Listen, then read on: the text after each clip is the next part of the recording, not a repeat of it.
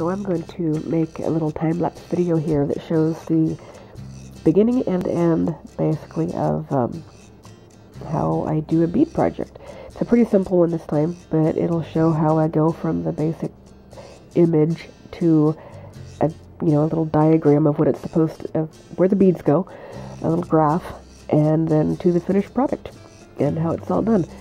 I'll slow it down at the end so you can see the actual, the handwork that goes into it a little bit.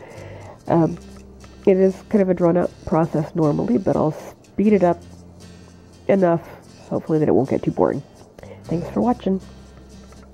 So this first part just shows how I have to resize and scale, because the beads are not perfectly square. They're more like a 2:3 ratio, so they have to be changed just a little bit. Sometimes more complicated than other times. This one wasn't too bad. And I think I skipped the part where I run a few blank threads through, like in a weave pattern, just to keep the ends from getting too frayed at the edges, make it easier to trim off.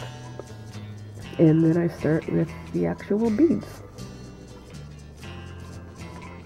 This is where the magic happens. I use two different colors on this one. One of them is a kind of a frosted white translucent thing, and the other one is a frosted really dark green translucent. Since I was using the game over pattern, I was thinking kind of like old console games with that, it was supposed to be black, but it looks green, and I didn't really want to go with the green on the lettering because I wanted it to be a little more standout-y, but I thought it matched the feeling of it a little bit better to use the dark green instead of a solid black.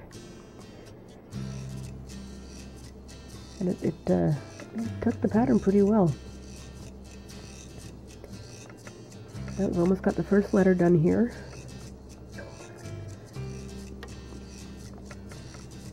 G. Okay, now we've skipped towards the end to the last letter. Aren't you glad I didn't do that whole thing? How bored would you have been? I would have had to tell you stories about my childhood or something in the middle just to fill it in. Nobody wants to hear that shit. Okay. I went to the beach once when I was a kid. Actually, we lived on the beach when I was a kid for quite a bit of it. It's not near as exciting as it sounds. A lot of fish involved. Nothing like waking up in the morning to take a shower and there's a sturgeon in your bathtub. Yeah, that's pretty awesome. I think I just had to change thread there. It takes a couple seconds. Okay, it takes a couple minutes because I waxed the thread.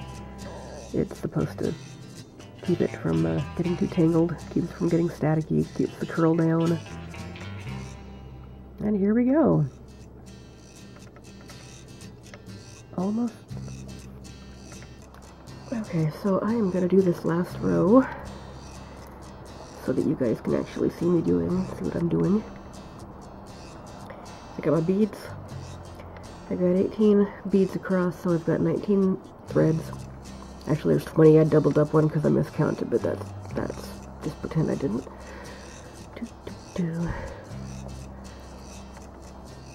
You bring your bead string underneath, push it through a little juice slicer,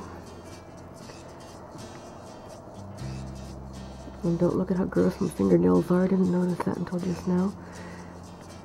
Okay, and then you push the needle through the beads above the cross strings going this way, so it holds them above it. Ta-da! And you've got a row. That's it.